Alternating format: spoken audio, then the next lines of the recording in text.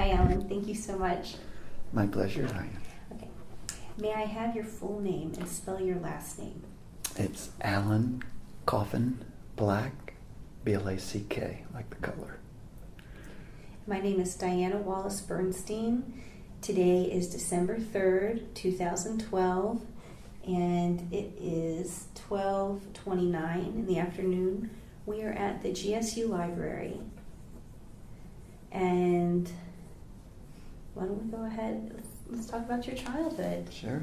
What is your earliest memory concerning religion? Well, probably the earliest memory is going to the First Presbyterian Church here in Atlanta on 16th Street. My father was Catholic. His family was Catholic, but he was not very religious or didn't really concern himself at that time about going to church or something like that. My mother was brought up Presbyterian, so that was a little more important to her. So they would bundle us up every Sunday morning and, dress us up, and we'd have to go to church, and we'd go to Sunday school, and then we'd sometimes go to church. My dad would usually drop us off and go over to the club, and then after church come back and pick us up, and we'd go, have Sunday lunch somewhere. But I really enjoyed going to the Presbyterian Church. It was kind of fun because we did, I just kind of remember it as kind of a fun time. You hear stories about Jesus and the Bible, little Bible stories, and it was kind of cool. I guess we did some art, and there were some friends there, so it was kind of fun in that environment.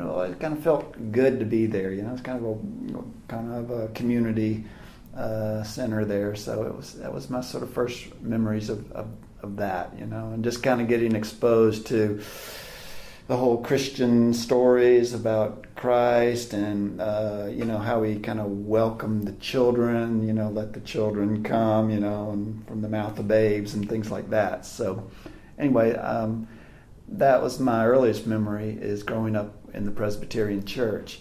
My mother's and father, they kind of went through a little transition, and they ended up kind of trying different churches as we got older.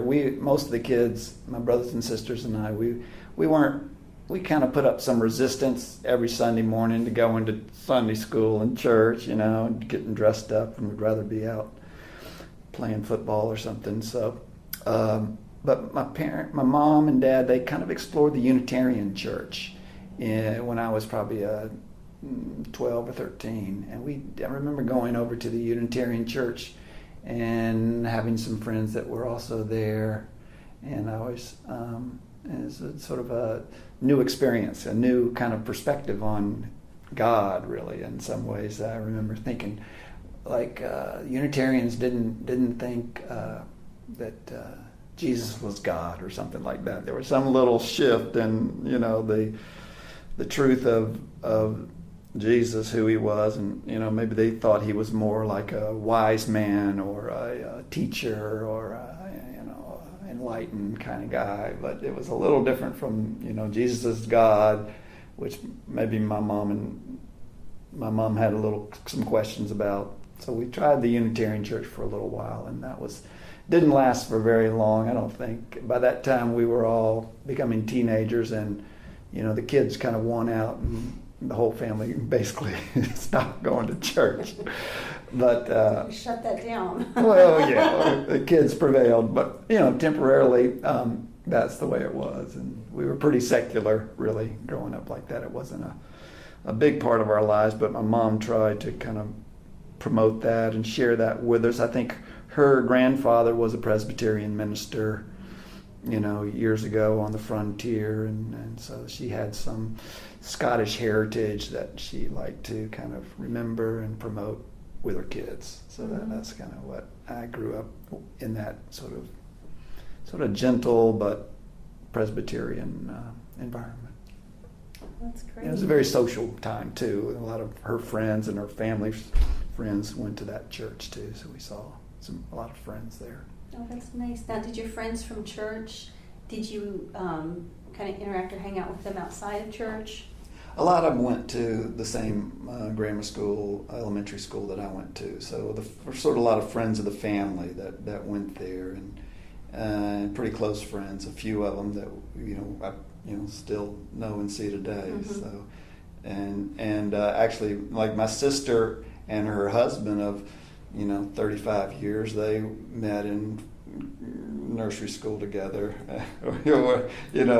at church, and they're not that religious, but they did meet, and it was a circle of friends of the family that all were kind of going to the Presbyterian church. That's really nice. Yeah. And it was a nice church. It had beautiful stained glass windows. It's an old brick church, and I just kind of remember running around that place. And my mother was her memorial service was there. My sister got married in the church there, and so they always kind of end up back at that church for various services. It's been kind of a special place. Do you remember any services from when you were a child that really stand out? Or were you mostly in Bible school? It was maybe just some singing in the church. I kind of enjoyed that. I guess after they call it Sunday school. We used to call it Sunday school, which was like the kids. Then we'd go to the big church service, and that was kind of hard to stay quiet and sit still in the hard pews. But I don't remember any services so much. I remember the singing more than anything, and just kind of the grandeur of this, the church itself. The main room there with the stained glass windows and a lot of stone and marble and kind of mahogany wood. So it was kind of a sort of special place. But I don't remember any sort of information that I got there. What about, as they changed to get ready for Advent and stuff like that, the decorations and... that doesn't. I really don't have That any might be a strong girl memories. thing. I don't ever remember. I sort of did. I guess Christmas was kind of the special Easter time. and whatnot. And Easter. it was more about chocolate and the bunny rabbit than the resurrection of Christ. At that age. But I remember kind of getting dressed up and going to church, and it kind of being a special day.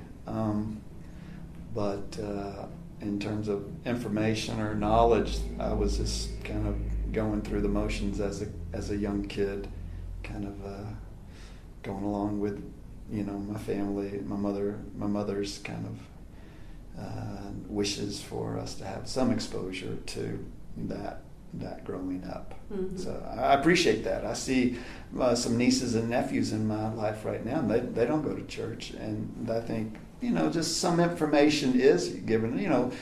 Do unto others as you would have them do unto you. Maybe the kingdom of heaven is within. Certain things that you hear, that certain golden rule and things like that I think I think I'm benefited from hearing at a young age. So it informed kind of some ethics, some moral teachings early on in my life to some degree.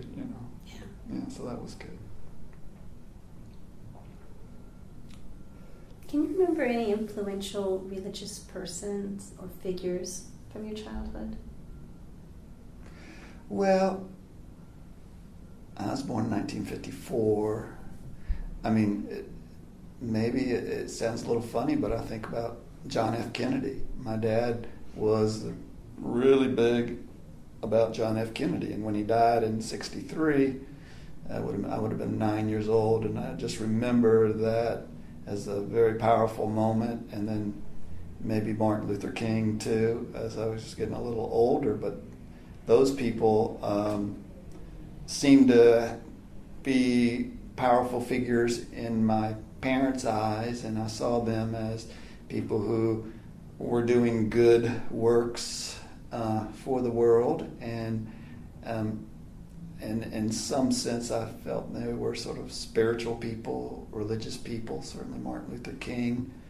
But I mean, the ministers at First Presbyterian Church, I mean, I remember their names, and that's about all, you know.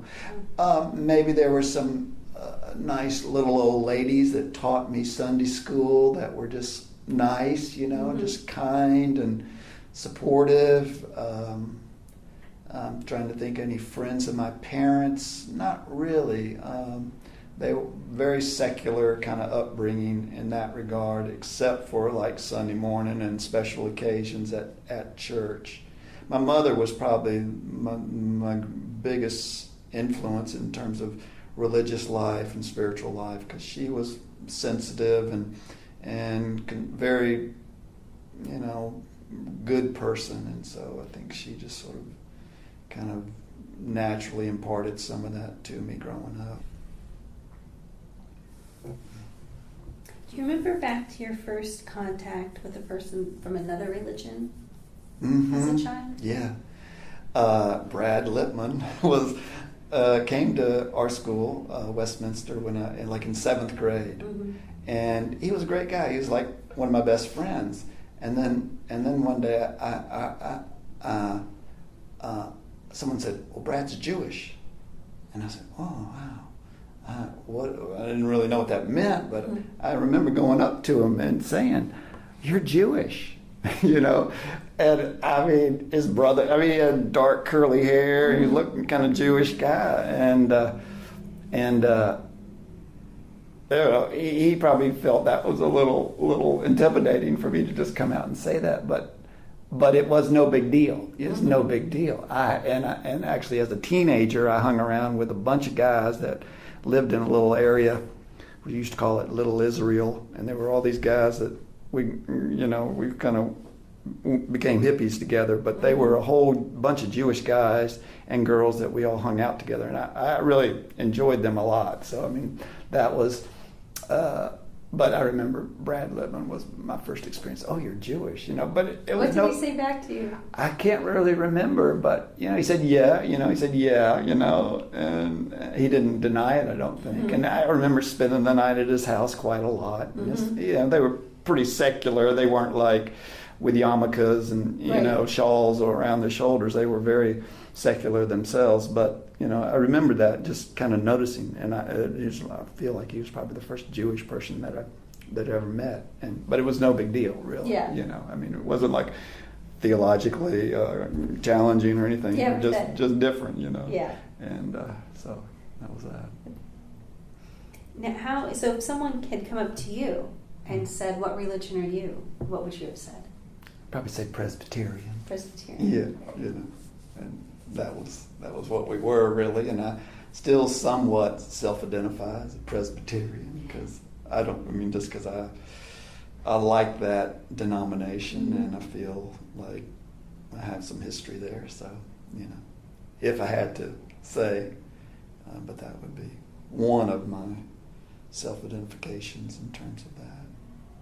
How did you feel about religion as you moved out of childhood and into adolescence? So adolescence, you know, let's see, so 14, 15. Yeah. That is. Well, I was moving on. I wasn't giving it much mind at all. You know, I was playing baseball. I was playing sports. I was, you know, discovered girls and having fun, you know, and I was just a regular guy. I didn't really care at all about going to church if I didn't have to, you know. So I was just living a very secular little youngster life, you know, just kind of getting in trouble, smoking cigarettes and, you know, being bad and having fun and, you know, hanging out with my buddies and just, you know, I really moved away from it without even thinking. It wasn't like a revolt or anything like that. I just sort of, it didn't do anything for me. I didn't feel it like was a, though I did go to something called Young Life. We had a Methodist church and some friends of mine went there. I guess I was going in there when I was 14 or 15 as a youngster, and it's just a kind of a fellowship, you know, just a place to go. Maybe this was Sunday night. We'd go have some food. There was some counselors there that would probably speak some good words to us. You know, we played games. We went down to the beach, to Epworth, down there by the sea one time. It was a Methodist youth fellowship. And that was good. So I always had something, a little something that was kind of like something, some goodness, some ethical sort of positive influence in my life in that way. I hadn't thought about young life, but I know that's still a big thing for a lot of people. But I did do that for a year or so, and it was just because my buddy Doug did it, and a couple girls did it, and we were all just having fun, something we'd do, go hang out on Sunday night, but it was at the church, and it was kind of a nice thing. So that was nice. Now, how did you guys feel when you would go to a different church? Would you have rather just gone to the same one you've been going to, or did you like going to a different one? I've always liked going to different churches because the architecturally and the stained glass windows and the big chapels and the organs and just the way they look and I think I was aware of some nice feel to it. The vibrations were kind of sweet. I like going into churches. I still do, and I've always enjoyed going. So I never felt uncomfortable. I mean, because I would you'd end up at different churches if someone died or something, you'd go to a funeral or a marriage or something, and so I've gone to a lot of different churches around town as a youngster and as I grew older, and I always enjoyed different churches just because they're kind of magnificent in that regard, so I enjoy that. That's really great. Okay. Offered a lot of different experiences. Yeah. It's really nice. Yeah. So as you hit your teenage years, do you recall your religious views or beliefs at that time? Well, there was a big shift in my life when I turned 17, or when I was 17. I went off to boarding school. Where'd you go? Taft in Watertown, Connecticut. I got a scholarship because I was a pretty good athlete at the time. That's kind of a big deal. Yeah, it was a big deal. Yeah. I didn't really want to go because I'd rather stay in Atlanta with my friends and play sports at Westminster. But my mom and dad were friends with the couple that was sort of in charge of the scholarship. So it was between me and a black kid who played the clarinet. Probably a straight A student, Yeah. And I was a good athlete, and so I got the scholarship to go up to Taft in 9th grade, and that was an amazing experience. I look back on it very thankfully that I was compelled a little bit to go up there and experience that, because I met kids from all over the country and all over the world. A few students from out of the country, and started smoking marijuana. And this was the early '70s, late '60s, doing sort of psychedelic drugs, But that was really later on. But I went up there. I was playing sports, but I started transcendental meditation in 11th grade at boarding school. A teacher came down from Yale, Maury. She had been with the Beatles. It was kind of like a cool thing to do. And so I actually wanted to start it in 10th grade, but they wouldn't let the underclassmen start. And so next year, when I was in 11th grade, I started transcendental meditation. And I remember before, when I couldn't start in 10th grade, I said, well, I can do this on my own. So I just sit up on my bed and close my eyes and kind of look into the darkness behind my eyeballs, and something was kind of going on, some sort of experience there. And then I'd go over to the library and pull out books on Buddhism. And they had these amazing art books on Buddhism. There were these mandalas, all these amazing mandalas. And I just kind of look at them and I said, wow, I'm sort of getting into them. And I didn't know really what they meant or what, specifically what they were about. But I remember looking quite often at these pictures of these Buddhist mandalas, and these maybe they're Hindu mandalas, but they were just. And I was interested in spirituality, God, something going on. I didn't know what, but I guess I'd kind of picked up on that the Beatles had gone to India with the Maharishi. That's real, and that was not just a sort of something you heard about, but for some reason I really wanted to practice meditation, and I finally did start Transcendental Meditation in 1971, and I had a wonderful experience the very first time. It felt like I was sitting at the bottom of the ocean, and everything was very calm, and it just happened very effortlessly, and I was just there, and it was great. And I got pretty enthusiastic about meditating. At one point, over about a quarter of the school was practicing Transcendental Meditation. The Taft was a fairly liberal school, so and a couple of the professors had started practicing themselves. So, every once or twice a year, some teacher would come up and instruct as many kids that wanted to learn how to practice, and it was only $35, which was, not too hard to do. And so I started practicing TM, and it was really nice, and there were a lot of us that were practicing TM. And then after 2 months, a buddy of mine and we went to a Thanksgiving residence course. They have a retreat where you went away for 3 or 4 days and meditated, would be like 6 or 8 times a day, and you'd do some yoga asanas, you'd do some breathing exercises, and you'd watch some videotapes of the Maharishi talking about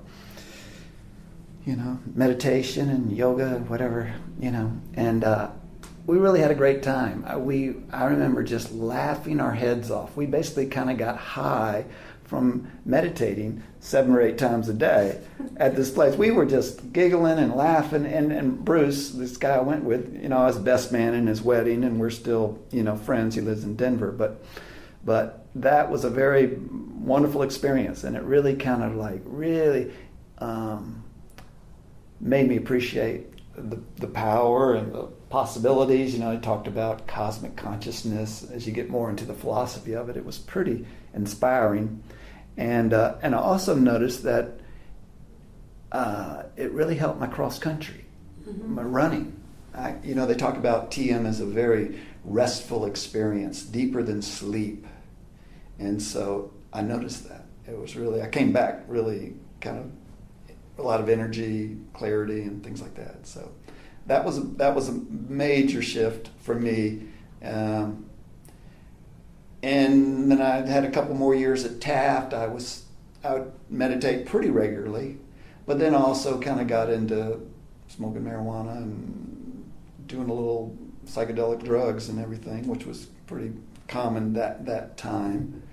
But I just kept meditating. I kept doing sports and having fun, and kind of playing a little music. I got into playing music. So, but TM, and I didn't really go for much other religious experiences or spirituality experiences besides just meditating. I don't think I really ever went to any other retreat courses with TM that I recall, but I just kind of remember meditating, maybe reading some of the Maharishi's writings, and just kind of exploring more in that direction. So it was real good. I really enjoyed it, and I just kept doing it, and I met, a lot of my friends were doing it, and I met some other guys that were doing it, people that I respected a lot that were into it, and so it was a kind of a special time. And then I graduated from Taft in '73, and I came home from high school and did my usual summer job, and I was having fun and but still kind of meditating. And they had a 1 month long, what they call a residence course. They had a 1 month course out in Humboldt State University in California in August. the year after I graduated from high school. And I signed up for that. I figured, well, let's go check it out, go to California. I'd never been to California, so I ended up driving out to California at the end of the summer with a friend of mine and my little Volkswagen Bug, and went to this course. And it was the most amazing course, experience at that point in my life I'd ever had. It was a 1 month, and the Maharishi wasn't there, but some senior teachers of his were, and it was just, and people from all over the world, a lot of West Coast kids were there. So I was getting exposed to a lot of new things at that time. West Coast lifestyle, people, meditation. This was in a very beautiful area of Northern California, in Humboldt County. And, I ate a taco for the first time or something, It's like some new experiences. And I kind of fell in love with a girl on the course, and I was kind of like, and then I went to see, during the course, we weren't supposed to leave the course, but I did go. We went into town, this girl and I, we saw Brother, Sun, Sister, Moon, a movie about St. Francis. Beautiful movie. Music by Donovan, and it's by an Italian. I don't know if you're familiar with that movie, but it's really beautiful about him and his life story. And I came out of that movie walking three feet off the ground. It was just such bliss, just beauty, spirituality, love, music, Donovan's music, and in the midst of being in doing 6 or 8 meditations every day, and really feeling amazing. So that was a huge experience for me. And then I hitchhiked down the coast of California. This was 1973, and had some pretty amazing experiences just meeting people. And they would say, "Oh, come stay with us tonight," or come and we'll sit you up in the morning, And so it's really, I was 18 years old, and I was just having a great time out there, meditating. I had long hair when I went to the course, and my Maharishi always said, "1 beard's enough." He had long hair and beard, and all his teachers and all the people that wanted to be involved with his organization had short hair and were clean shaven. So I got a haircut, and I was really into it, and I started reading things like the Bhagavad Gita, and I started to read Autobiography of a Yogi by Yogananda. And so I was really opening up to Indian Hindu spirituality. And that was played a big part in my life for the rest, really for my whole life, but for very much so for the next 5 or 6 years after that. Wow. I can go on, but... Yeah, no, this is really interesting. And I'm trying to place, so the Autobiography of a Yogi, is that the, he came to the World's Fair? Yeah. In the late I don't know if he was at 1893. Was he in Chicago? Yeah, I guess so. He was. I think he was. Okay. Well, Vivekananda was there. I don't know if Yogananda made that. No, you're right. He came later, but he did come over to a conference that brought him out of India. It might have been in Boston or something. Yeah. But that was the reason he came, to represent India in some religious conference, and then he stayed. And I read that book initially about 4 times. I was just hook, line, and sinker. Because Yogananda, he wrote so beautifully. He's a very devotional and very beautiful person, and just he exposed so much. He met many amazing yogis who were levitating, who were, manifesting things out of thin air, who were true devotees of God. He met Gandhi, he met Ramana Maharishi, and he just wrote about all the and he was very much all about integrating East and West, Christian and Hindu theology. He was really much about bringing those two together on common ground. I guess you could say he was a bit of a perennialist, a universalist, but he met some Christian saints, some Christian mystics, and wrote about all his meetings with different people. And so that was an amazing little book to read. And I still give it to my nieces and nephews, just to kind of expose them to that. But that was a time for me of a lot of practice, and then the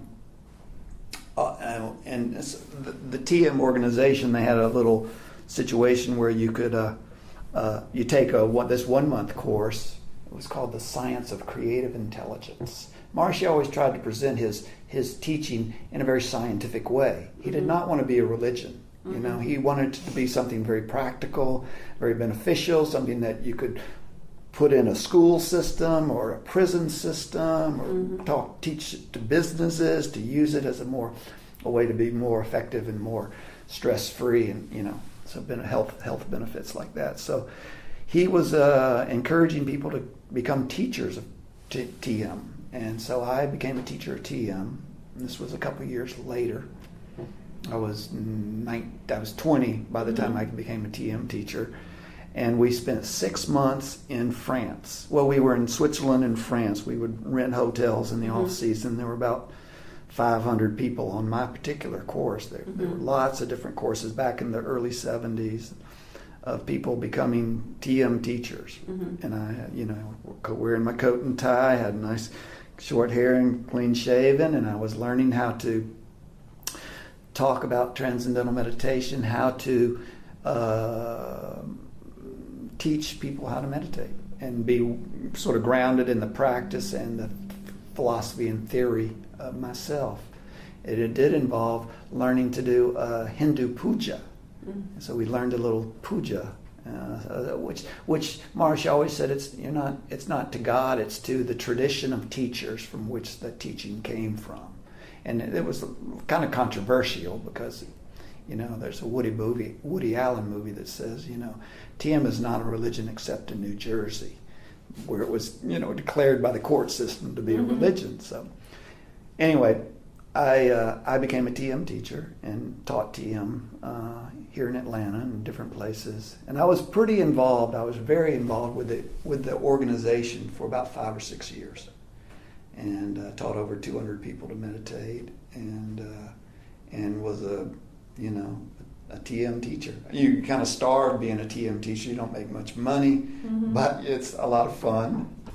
Now, how did you share your activities with your family? Oh, it was great. My mom, I was total convert. I was, So you couldn't keep it to yourself. No, I didn't try. Yeah. I didn't try. I had to ask my mom for $35 so I could start in the first place. Right. And they could see that it was a good thing. They could see that it was beneficial. And I was very enthusiastic about it, and I kind of probably kind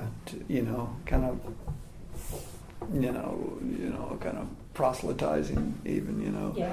But my mom started, she went to the Atlanta TM Center while I was in Europe for that 6 months and learned transcendental meditation for herself. Oh, wow. Yeah, she went and Pat touched, and one of the girls at the TM Center taught her, and she liked it a lot, And then I was writing my dad and my mom quite regularly from this course. And then when I came home, my dad was living in New York City at this time, so we came into New York, and I stayed with him for about a week. First place, I came back from Europe, and I taught him and his wife, and probably her daughter, his stepdaughter. She was probably about 13 or 14. I taught them all three how to meditate. As the very first people that I taught to meditate as a brand new TM teacher. Now, who is this? My dad and his wife, his second wife, and her daughter, his stepdaughter. And it's funny because my dad was working on Wall Street, and he wasn't a very he wasn't a very religious guy. I think he had this sort of an innate spirituality about the right, telling the truth and God. He has his certain faith that he had. But I remember he'd come home from work, and you teach on a Saturday, and then you have like 3 meetings at each day for a couple hours just to go over some of the instructions. So we'd have a group meditation before dinner at his house, and he'd have a little scotch and water next to him after work, and I remember looking out, peeking at him during the group meditation, and he'd have a little sip of scotch and soda, put that down and keep meditating away. He didn't really stick with it too much, but I think they both appreciated that I was into something good, something I was very enthusiastic about. Yeah. And then I cut my hair and I wasn't doing drugs anymore, so that Willing was... to share it with you, I think, is amazing. Yeah, they were very open to it. My parents were all very, supportive of whatever their kids wanted to do, to within limits, and they could see this was something good. So it was kind of fun to share it with them. And then, I was home,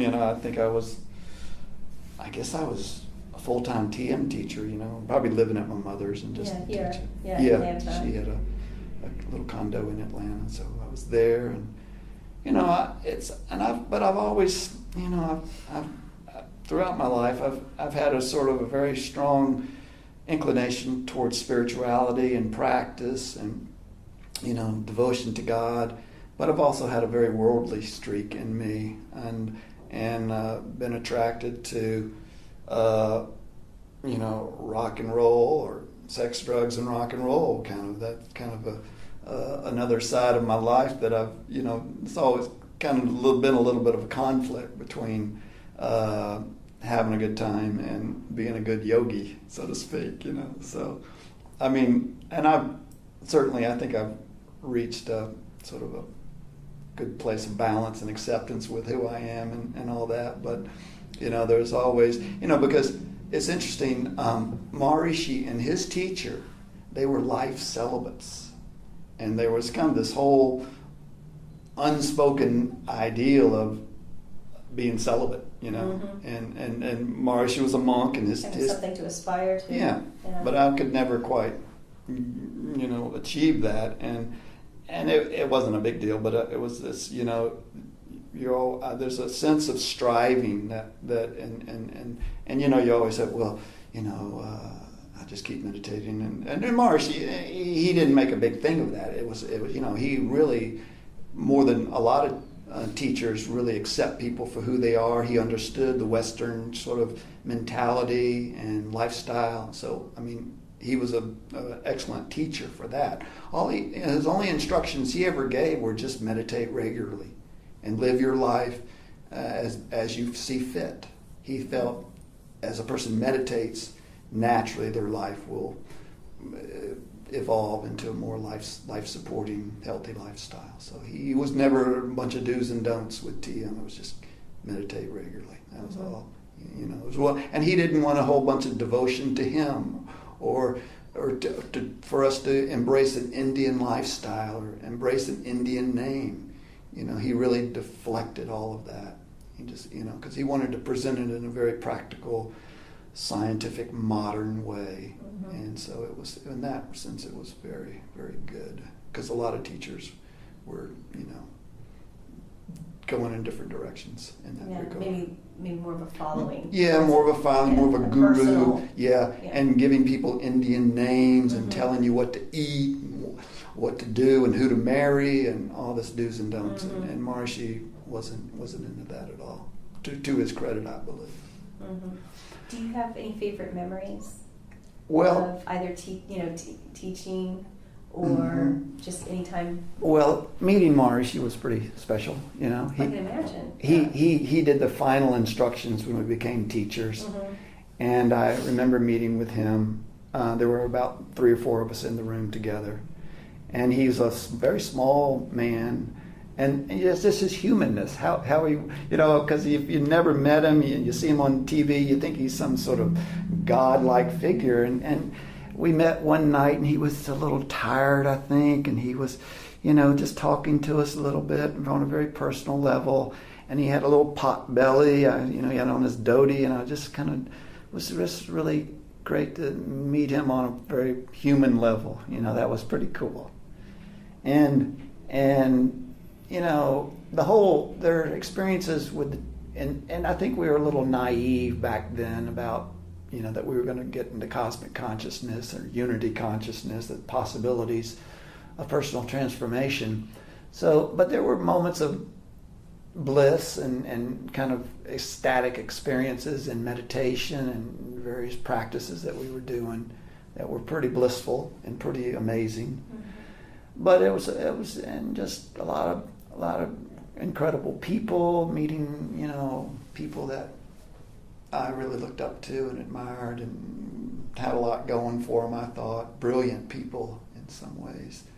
And so that whole experience was pretty special, just being associated. And I kind of was somewhat associated with some of the higher organizational people, I kind of, because I ended up going to some of the, what do they call academies, where there's a lot of teachers in the field, and then they have sort of academies where they do a lot of operational type stuff, and some central academies where a lot of the administrators work and live. So I was involved in a little bit with that, picking some of these Maharishi's sort of right-hand men and ladies up, and couples up at the airport, and getting to know some of them. So that was kind of fun, just to, looking back on it, I think I was pretty naive and kind of built up people more than probably they should have been, but it was nice. That's the age. Yeah, it was. I think.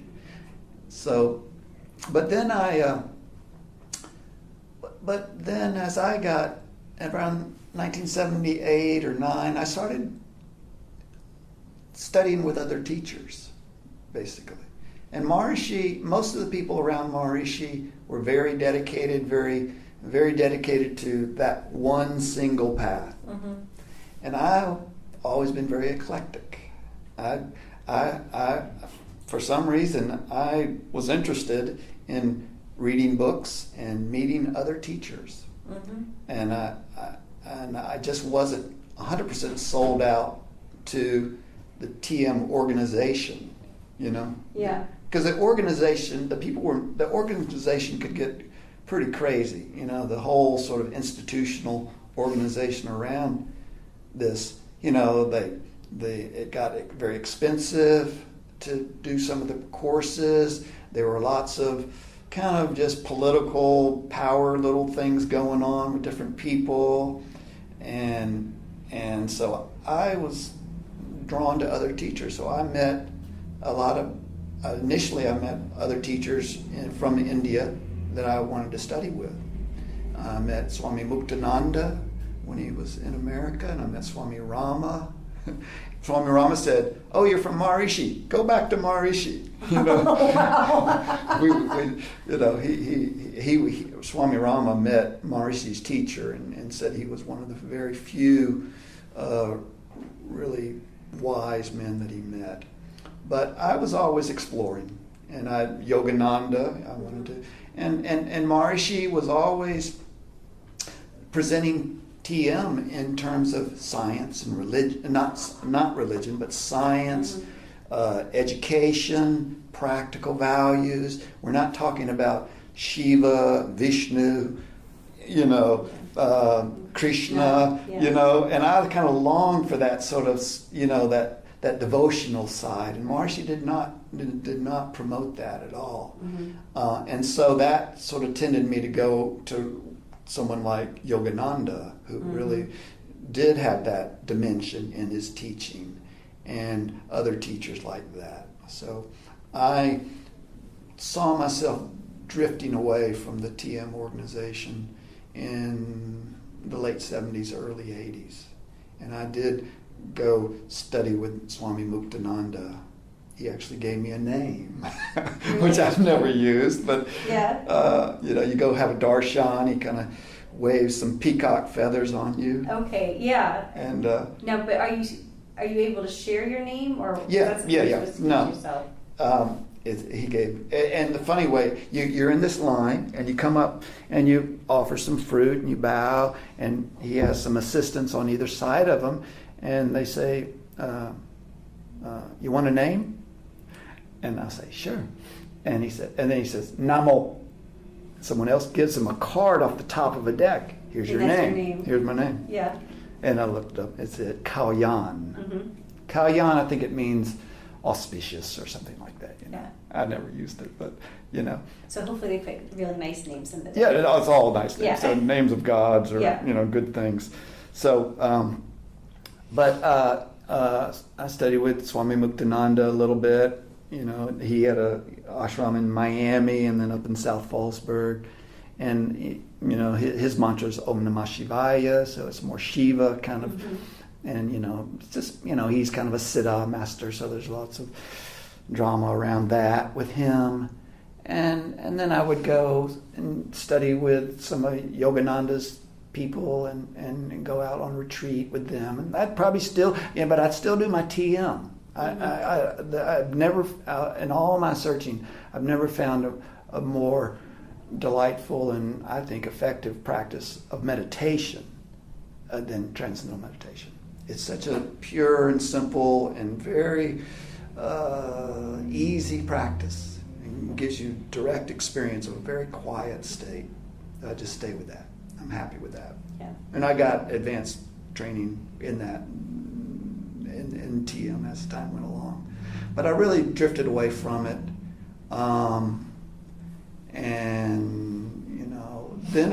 Then I got totally out of that in a lot of ways. I probably kept meditating, but I became, I got into business and my whole business career has been, used to be I'd go work and then I'd save up some money and go off on some meditation course or something. But early I was doing remodeling, carpentry. I had a little moving and hauling business, just making money. And then in 1981, I started in the investment business. My dad had been in the investment business for years, and I started coming to Georgia State as an undergraduate student at 2 nights a week and working. I started in the mail room at Robinson and Humphrey back in 1981, and I had some sort of connections with the management of the firm just because of my dad.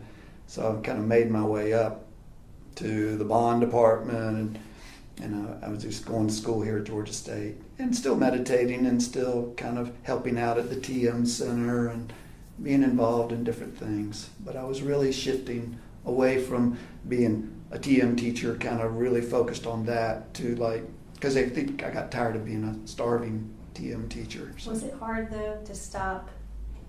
No, I was ready for it. I was totally ready for it. All right. And I was, still playing rock and roll and having a good time and, going to hear music and girlfriends and things like that, So I was enjoying life.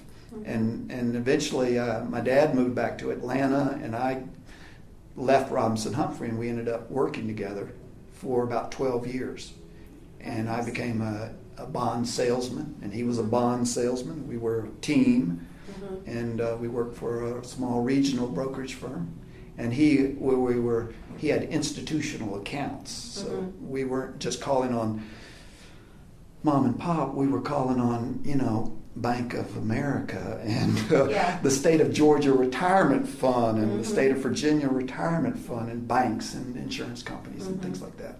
And so I was really blessed to be his partner, and he kind of trained me up pretty good, and so that was really good. I was going to Georgia State and working with him and making good money finally and enjoying life. So, and meditating a little bit, and I was still exploring just for personal growth.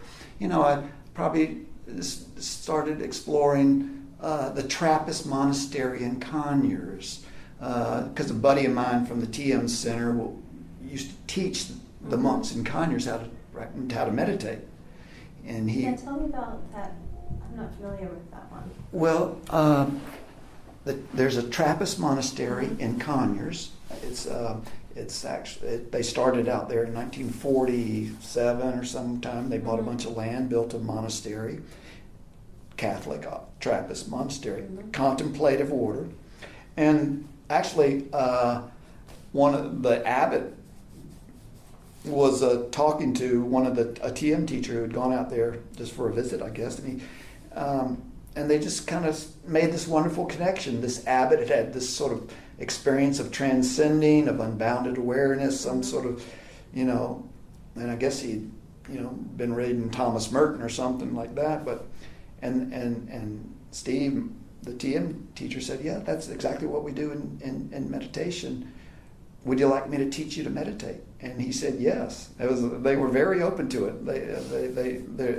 And there were certain TM teachers that were designated who could teach monastics. Mm-hmm. They were kind of monastics themselves, so there were certain special teachings that they got. So and then I knew some of these guys from the Atlanta TM Center that were doing that. So I would go out to the monastery and stay for a week. I actually stayed out in the monastery for about a month one time, and I just was sort of like in the community. I thought about maybe joining the monastery, but one, I wasn't Catholic, and one, I wasn't celibate. So yeah, you had two drawbacks. Yeah, and I was enjoying life too much. Yeah. So, but I really did appreciate being out there. I mean, it was fun to get to know the monks on a more personal level. Like, I got to go kind of beyond the barriers, and we'd play basketball on Saturday morning together, and it was really kind of nice to eat with them, and so that was a nice experience. So I've always had an appreciation for the monks and Conyers. I've actually, they do workshops even now, and I've been out there a few times just to take classes and workshops with them. But I was moving on, and I spent about 12 or 13 years in business. Mm-hmm. And I was still kind of helping out the TM Center, but I was mostly focused on having a good time. And I was doing business too, buying real estate and trying to make enough money so I could quit and go travel or something. So finally I did. Around 1993, my dad quit. Our number one customer quit. And 2 months later, I quit because, we were doing about 80% of our business with one guy, and he quit. And his replacement was using someone else besides us. So the writing was on the wall. Time to do something else. So this is 1993. It took me a couple years to liquidate some real estate. But I knew in my heart I wanted to get back to maybe my spiritual life, some pursuits on that level. And I ended up, didn't know what I was going to do. But, in 1993 I did go, and I went to California. When in doubt, go to California. It's all in California. So I went and did a month-long yoga teacher training course with the Shivananda organization. Swami Vishnu Devananda, who was a guru from India who came and started an organization. And they had an ashram called a yoga farm, and I went there for a month. And it was more like hatha yoga, postures. But we would wake up at 6 o'clock in the morning and do some chanting and meditating, and then we'd have yoga class and vegetarian lunch, and more kind of just living at the place for about a month. And I got a certification, that I was a yoga teacher. And then I went to another one like a month later. I was still out in California. I did another 1 month yoga teacher training class at another place called Mount Madonna, and that was Baba Haridas, and that's a pretty special place. So I was like just going for it. I had money and time and freedom, so I was good exploring this. I studied Ayurveda with some teachers out there. So that was a good, really fun summer in California. Came back to Atlanta and started teaching Hatha Yoga at the YMCA and other places around. And I wasn't like super flexible or anything, but I kind of could teach yoga, and that was kind of fun for a while. But then I ended up thinking, well, maybe I'll go get a master's degree. And I went to a school. I applied to a school in California called California Institute for Integral Studies, CIIS. And it's a graduate school, kind of an alternative graduate school. It was actually founded by a man who was a student of Aurobindo. and Sri Aurobindo, an Indian guru kind of teacher. And Dr. Chowdhury was again very much interested in integrating East and West. There was a degree, you could get a degree in East-West psychology. You could get a degree in social work. I was more interested in the religious studies, or they had a degree in philosophy and religion, and I studied mostly Hindu studies, South Asian studies, Buddhism and Hinduism. I took 2 years of Sanskrit, because Maharishi had always kind of said Sanskrit was the language of the gods, and it was a good thing to know. So my girlfriend and I, we moved out to San Francisco, and it was pretty sweet time, going to graduate school there. And it took me about 3 years to get through it. But I got a master's degree in philosophy and religion. But one thing that was really significant in terms of my religious life and spiritual life, being out there, besides getting exposed to Zen Buddhism, Tai Chi, all kinds of things in terms of just health and New Age type stuff, but I met a teacher named Gangaji, and she's an American woman who went to India and met R.L. Punjaji, who's a student of Ramana Maharishi. Advaita teacher. She's an American girl, grew up in Mississippi, kind of a 60s girl that ended up in California. But she ended up going to India, meeting this teacher, and had a major transformation of who she was and what life was all about. I guess you could say she kind of got enlightened or something. But she became a teacher, and I just started listening to her tapes, and she'd have satsang. Her teacher told her to come back to America and just share and talk to people and hold satsang. And so I never met her, but I ended up with her tape, and I just loved what she said. It was all about letting go, recognizing that which never comes or goes. So many people are searching for something, and something, even God. And sometimes you have them, and sometimes you don't. Sometimes you feel enlightened, and sometimes you don't. And these teachers were saying, recognize that which never goes, that which you always are and always have been. And you could call it deconstructive, kind of teaching. And this really spoke to me, because I had invested a lot of time and a lot of money in my life seeking, searching, striving to be more enlightened, whatever. And this woman really, I say, she was my last teacher. She kind of cut my head off, and she just really, I just heard what she was saying, and I was ready for that, and I really, it wasn't much to do. It's like, okay, you get it on, I got it intellectually, and that was good enough, really, just to get it intellectually. That, this, I call it the great blasphemy. I am that. I am that. You are that.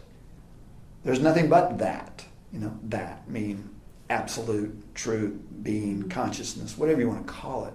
But that's all there is. It's an Advaitic sort of vision. And I got it, intellectually at least. Not like, my life changed and everything was perfect, but intellectually on some deep level, I got it, And that was good enough. It really kind of made me relax and accept myself in a lot of ways, accept my life in a lot of ways. Just feel okay about, life and this life and everything. So, and then that, I think, deepens as you just live with that more and more. I did end up meeting Gangaji finally. Long story, but I ended up in Asheville, North Carolina with my wife, and she came to Asheville, and she usually gives a talk. There were probably 500 people in a big auditorium. She gives about a 20-minute talk, just her sort of spiel and what she's feeling and seeing. And then she says, "Any questions?" I raised my hand, and she calls me up, first person up there. And I didn't have any preconceived idea about I'm going to get and talk to Gangaji. I just raised my hand. Mm-hmm. And I'd met her out in Hawaii a couple of times because I'd gone to some retreats with her, but I never had a talk with her. And we've always sort of just looked at each other, and there was this sort of sweet sort of recognition between us. Mm-hmm. But I never really said much to her. And so when I walked up to her in front of 500 people, it was like, oh hey. It was just like your grandmother or something, and it was just so sweet. I was a little nervous, but she held my hand and she gazed into my eyes, and I said, Gangaji, I'm just so thankful, to be here with you and to be experiencing what you talk about. And she really appreciated that, because a lot of people come up to her and tell her problems and everything. And she said, and in front of everyone, she was saying, this is the way to start our conference this weekend, to appreciate just being here, that we have the opportunity to share and be in this knowledge and this experience. So we just kind of enjoyed each other. And I was saying, I just want to thank you. And she said, now don't thank me. Turn around and look at all these people out here. She really wanted to not be the focus of my inspiration. She wanted me to sort of see it in everybody, in everything, not localize it, but right. To see it in everybody and everything. So she was a very wise woman. She still teaches, and she was a step along the way, or maybe but so I'm not like devoted to her. I appreciate her teaching. Maybe her organization's gotten a little too organizational for me, but she really did speak to me on a very deep level about me being on a journey, and the journey is just recognizing that which is true and natural and present, ever present. So that was a very powerful thing for me. Very poignant. Yeah. So that still sort of informs my life today. Because I'm not a very good yogi, I'm not a very good meditator these days. Yeah. And she said, Gangaji said, well, I get a lot of people from the TM organization that have been investing years and money into their journey, and she gets a lot of deadheads.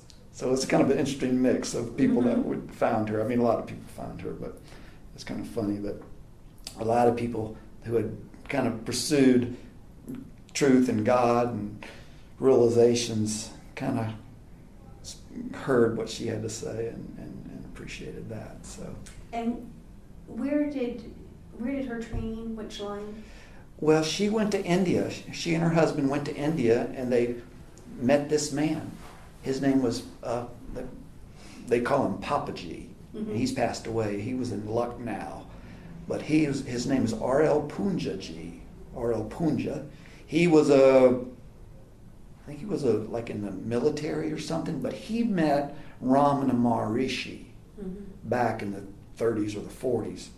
And Ramana, it's interesting, and Papaji tells his story about how he was a Krishna devotee. He was totally devoted to Krishna, and Krishna would manifest himself to him, and they would play, and it would be this blissful experience. Had a very personal relationship with Krishna, but then, but he met Ramana, and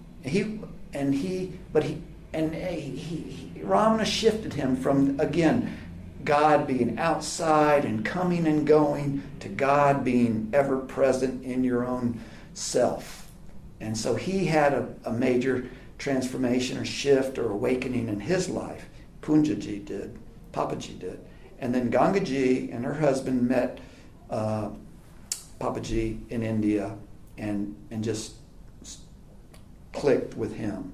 So she's written a little biography of her life and tells about how she was searching, and she has a daughter, and she watches football with her dad in Mississippi, but she's an amazing person, and she really she holds these satsangs where people just come and share their experiences. But he says you can't really learn it, but there's some way that this gets transmitted. So there's some transmission that sort of gets enlivened in her presence from her connection with her teachers. And I don't know how it happens or what it is, but at least on an intellectual level, there was a real clarity with that experience for me.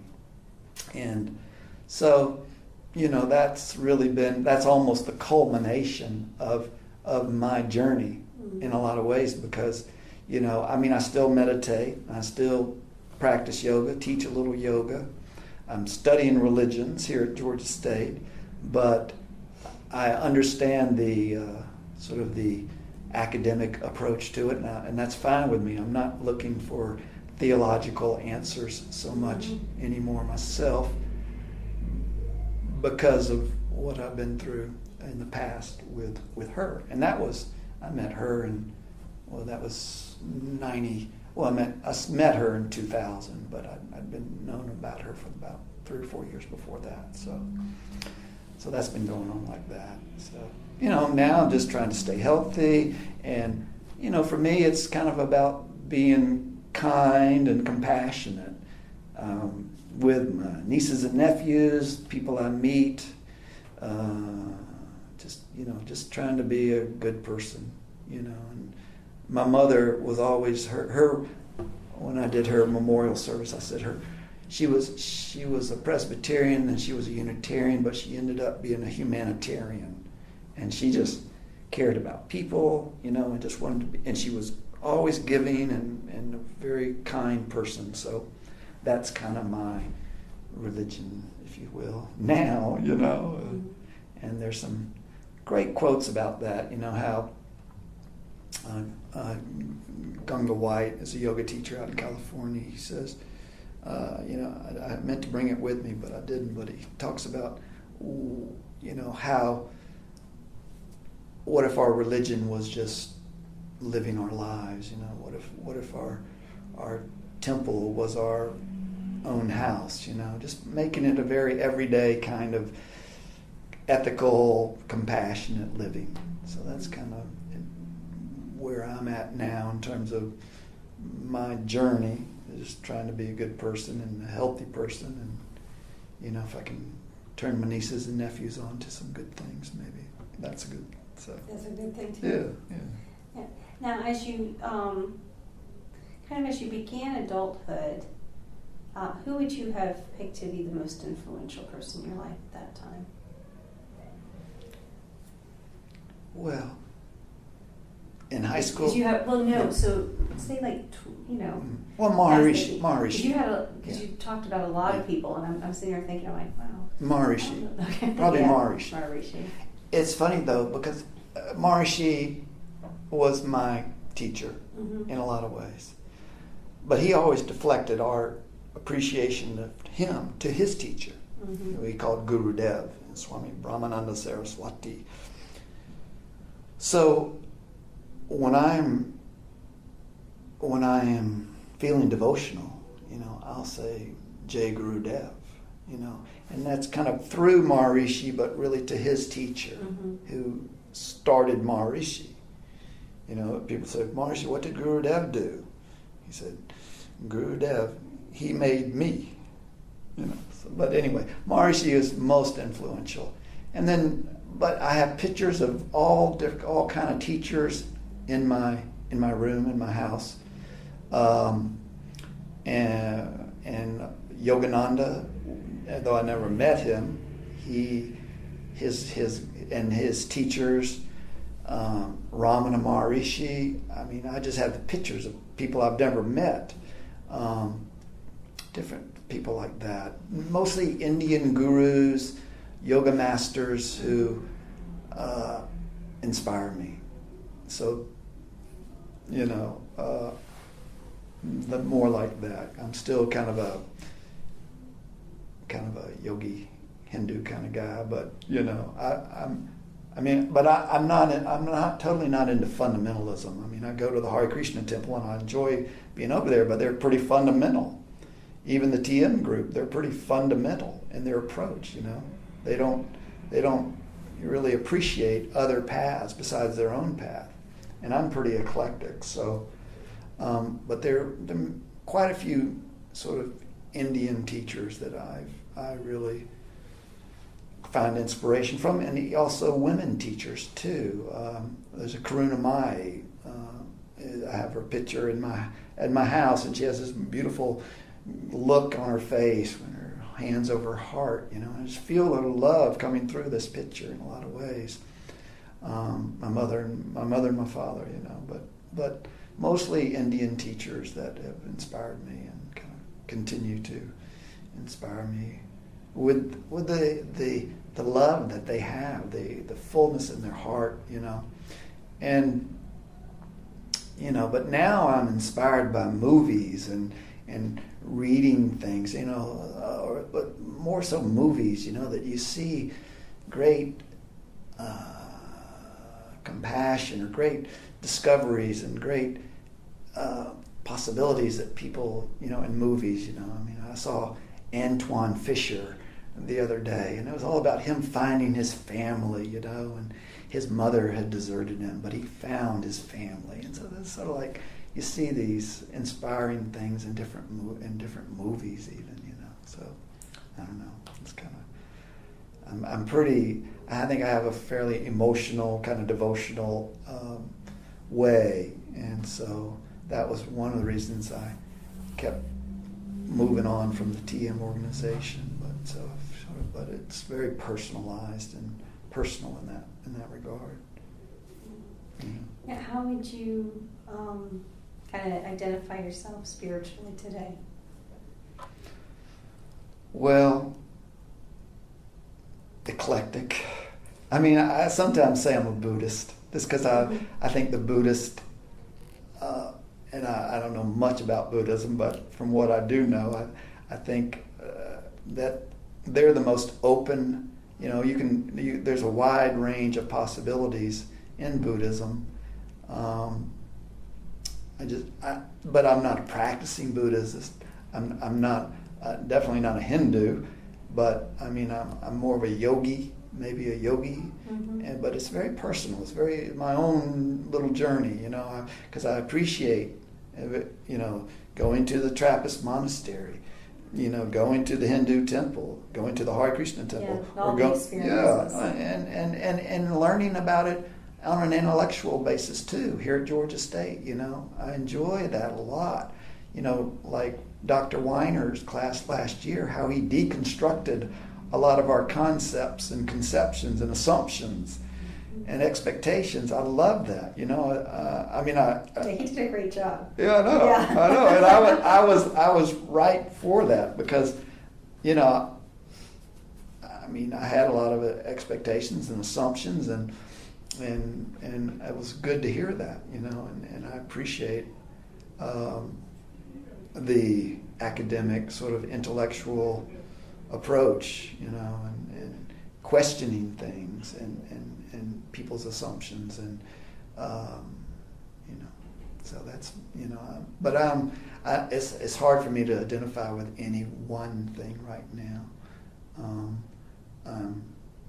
Maybe I'm a humanist like my mother was, but I honor and respect all different faiths, and we've been studying a little bit about the Christian and Buddhist dialogues, and those are fraught with difficulties because the Buddhists kind of want to essentialize everything and universalize everything, and the Christians want to always include Jesus Christ in as essential element to one's ultimate salvation.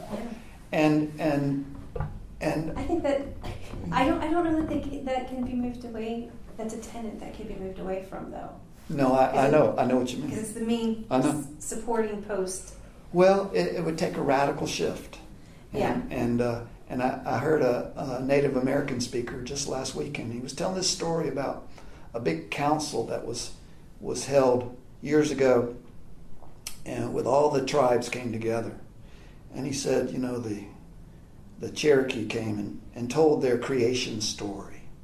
And it was a beautiful story about how creation came about. And at the end, and then everyone said, "Oh, that's a great story. Thank you so much."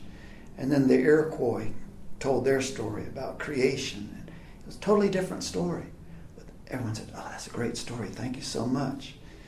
And then the Sioux came and told their creation story. It's a totally different story. Everyone said, "Oh, that's a great story. Thank you. Thank you so much for that story." And then the Black Robes came, and they told their story. And everyone said, "Oh, that's a great story. Thank you so much." The Black Robe said, "Well, this is the real story." And the Black Robes were the Jesuits. Thank you for listening. So, I have problems with any sort of fundamental approach to faith, to truth, and I think everybody finds their own truth. It's become institutionalized in a lot of ways, and maybe that helps people, and people need that, and to know what is true and good. But for me, it's very fluid and flexible and individual, and that's I'm happy to be that way for myself. And I'm not trying to convert anybody. I'm not trying to lay a trip on anybody. I've certainly been through enough of that, both receiving and giving. So maybe you learn as you get older. Well, what do you think, and I'm trying to think, I think it was brought up in a different class though, but perhaps, I think it was in the seminar as well, a little bit. Dr. Weiner spoke quite a bit about the other, about how people, they create their own group, and then someone else always has to be the other. That's good. The world is my family. Yeah, but maybe that could have some place in, like with the story of the Black Robes, and whatnot, and how maybe that was the construct that they held. So that's fine. That's fine with me. They can hold any construct they I want. know. It's just an interesting finding where it all fits.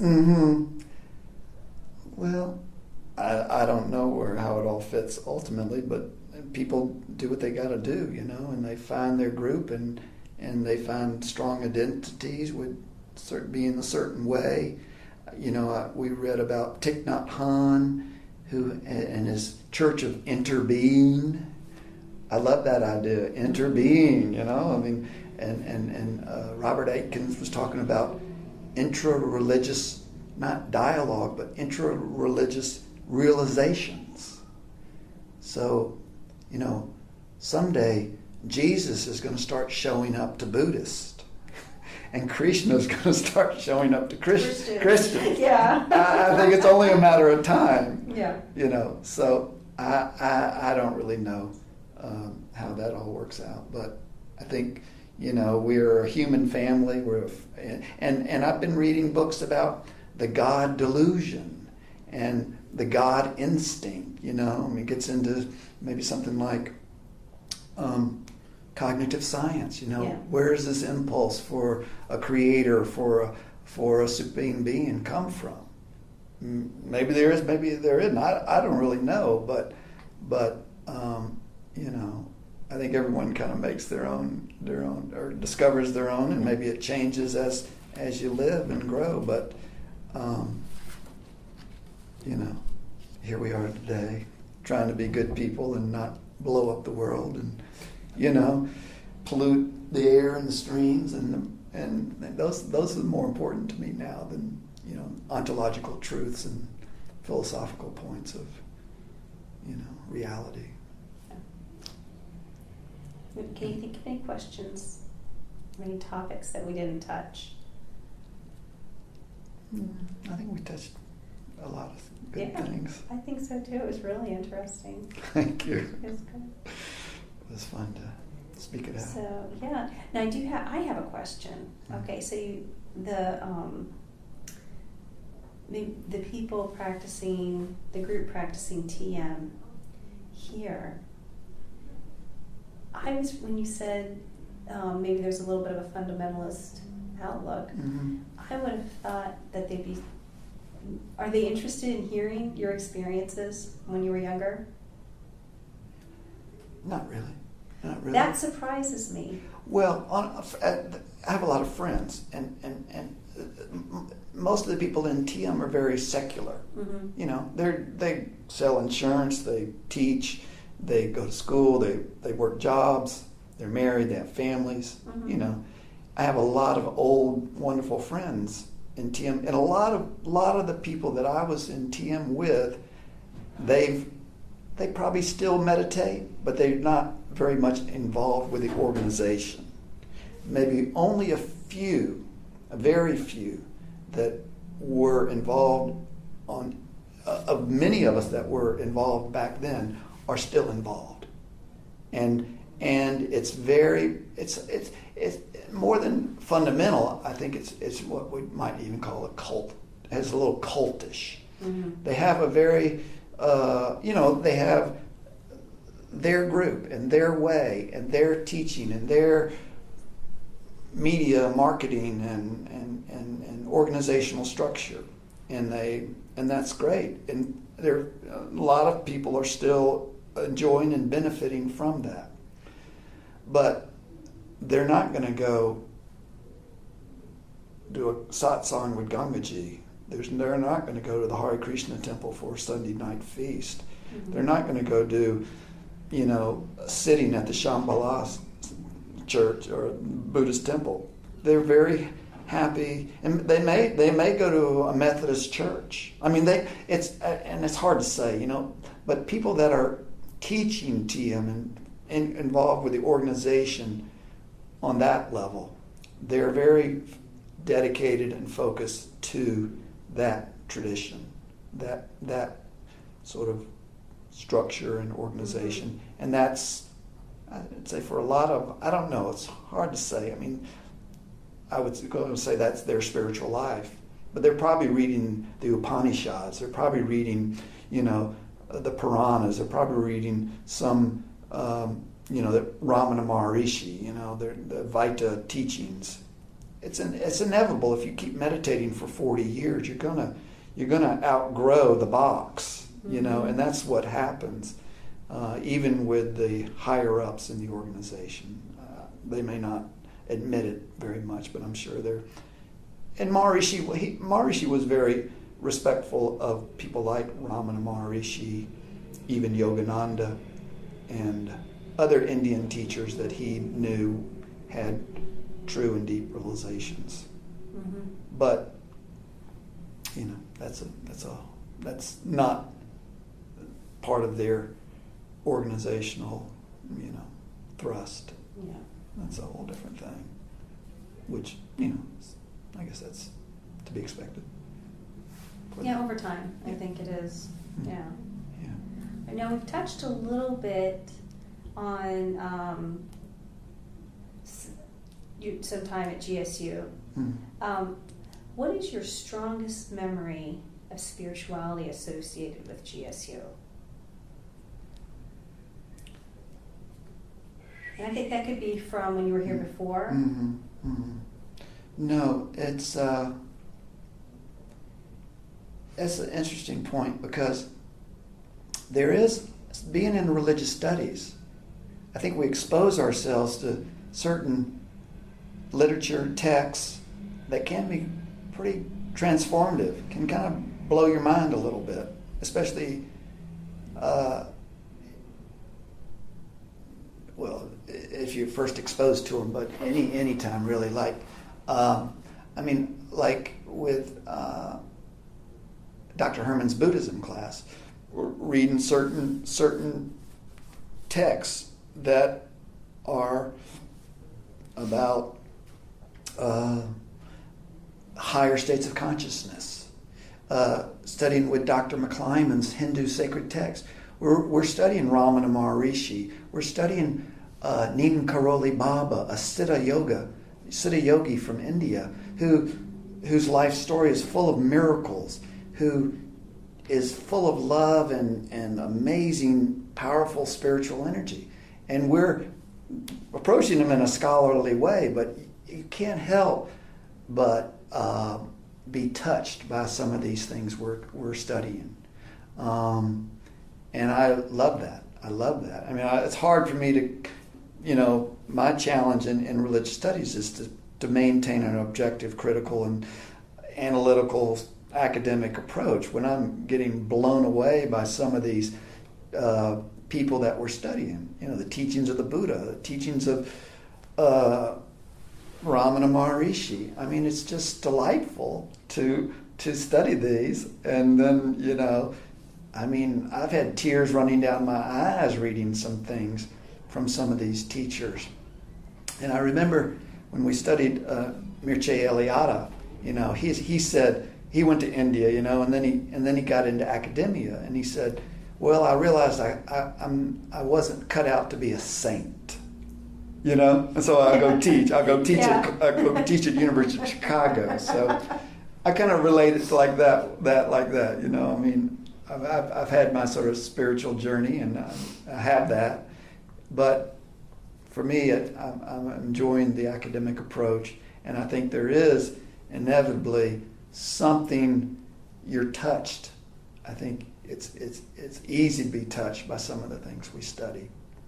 When you're talking about God and spirituality and religions, there's very, very powerful things going on that I think can be transformative in your own life.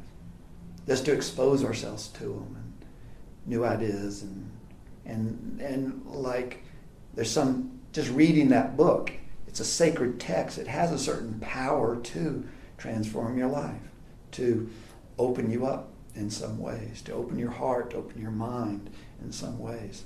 Studying some of these texts that we do. So I'm glad that's a part of it. That's why I'm studying religion and not biology, because it feeds my soul a little bit more than just something else. Yeah, it does. So how do you see yourself in comparison to some of the other people, other students, I would say, spiritually?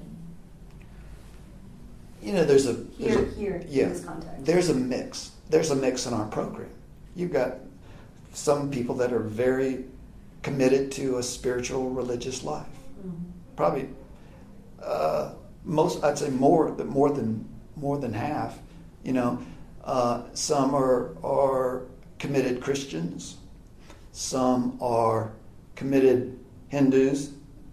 Some are committed spiritual people that are exploring different things. And so I'm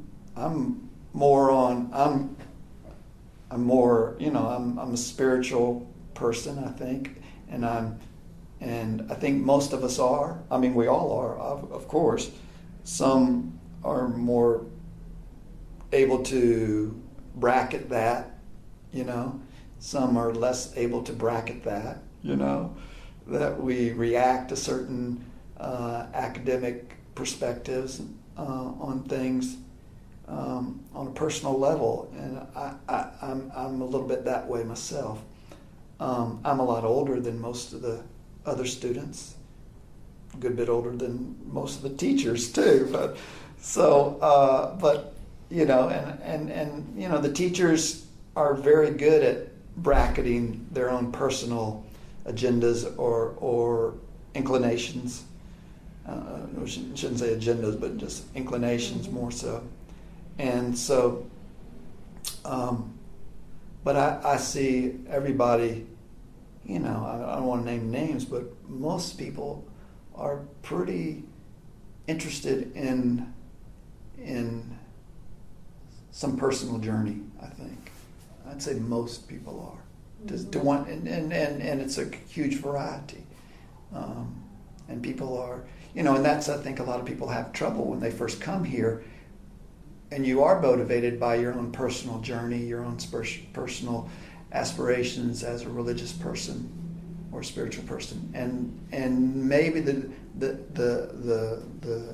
academic environment doesn't feed that explicitly enough or obviously enough, but on some level, something, these are nice topics to dwell upon, and so I think everyone gets a little touched one way or another by some of these things that we explore.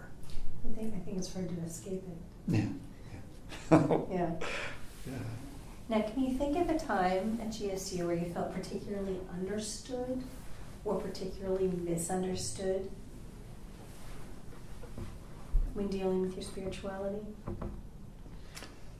or involving? Yeah, Dr. Herman understands me pretty well because he's about my same age. We grew up. We have some similar backgrounds. I've told him a little bit about my TM connection, and he knows. And we studied in our mysticism class. The great debates between, Foreman and what's his other name? Well, there's a great debate about epistemologically the reality of pure conscious experience, and Stephen Katz and Foreman debate. So anyway, talking to Dr. Herman, he's become a friend, and I think I feel comfortable to be myself and to, he always say, I'll react to some paper, and he says, you've got to be more critical than that. And I say, oh gosh, yeah, I hate that part, So we can kind of laugh about, the challenges of being an academic as opposed to, he understands me as more of a practitioner, And in terms of not being understood, I don't know, there's been some classes where, at least in my first semester here, I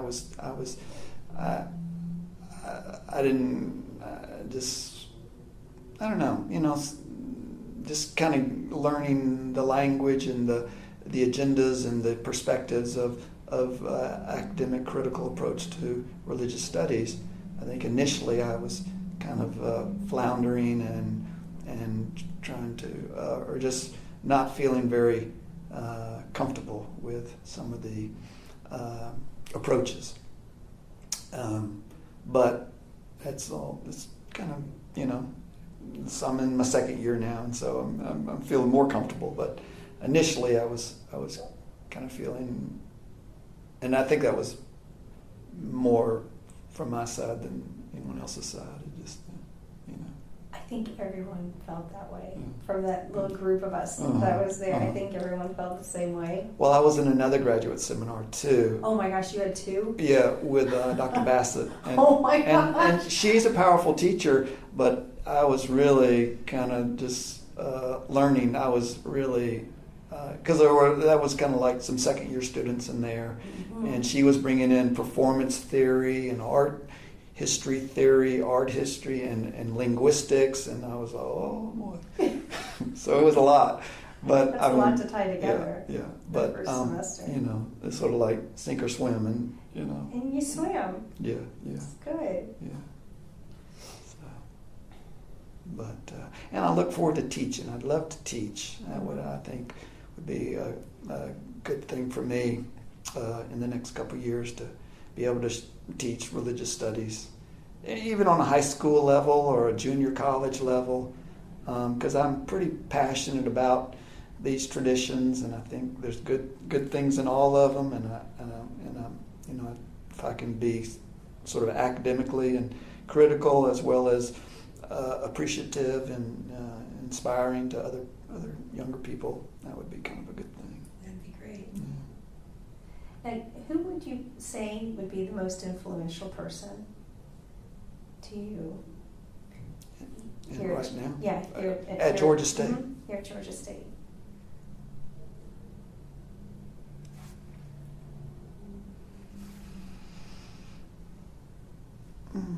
I guess Dr. Herman, because he's a friend and he's an Eastern guy, you know, an Asian studies kind of guy, and he's kind of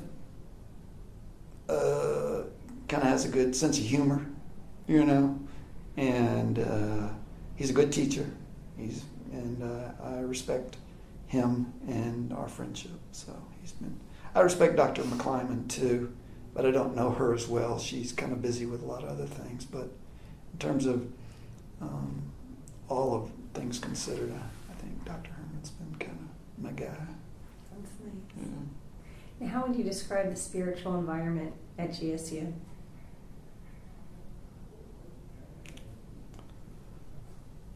Pretty non-existent, really. I mean, really. Or pretty under the radar, you might say. I mean, you see some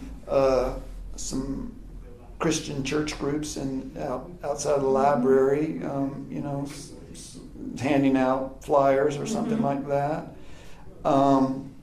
I think a religious studies program, if they had their druthers, you know, would just stay critical and analytical and academic, and you know, I mean, there's great friendship, there's kindness, there's good people and normal, natural, happy people, you know, but in terms of spirituality or religious, it's I mean, people are just coming and going, getting an education, you know. I don't see much of that myself. I mean, I may be missing it. I'm not seeking it out, really. I hang out with some guys in the program, and we go have lunch together, and we have some great conversations. But, you know, it's on a personal level more than anything, you know. Yeah. You know. But in terms of as an institution, it's you know, it's a secular, state-run, large university. So it doesn't seem to be much of that, at least on the surface, you know. Mm-hmm. So, That's good. so I hope that's not an indictment. No, I think that's good. So now I just have some basic demographic Okay. information. So what is your occupation? Student, real estate agent, yoga teacher, yard man. Your And when and where were you born? July 31st, 1954, Triple Leo, Atlanta, Georgia, Piedmont Hospital. And what is your educational background? I went to boarding school for high school. I went to Georgia State, got an undergraduate degree in finance. I have a master's degree from California Institute of Integral Studies in philosophy and religion. It's a big topic. I know a little bit. And I'm working on another graduate degree here at Georgia State now. How would you describe your ethnicity? White male. You know, Scotch-Irish. Yeah. And what is your marital or partnership status? I'm divorced, single. I've been married twice. I'm thinking the third time's going to be a charm. How many children do you have? None. If any. Okay, so none. And your current GSU affiliation is? Full-time graduate student. Last time I was a non-degree seeking graduate student. Last year I was non-degree seeking. I didn't know that. Yeah. Yeah. And I'm still part-time next year. Next year I'm going to be full-time. No, next quarter I'm going to be full-time. Okay. And then what would you say is your current religious affiliation? I'd have to say none None. right now. Eclectic. Very good. Thank you so much, Alan. My pleasure. I appreciate it. God.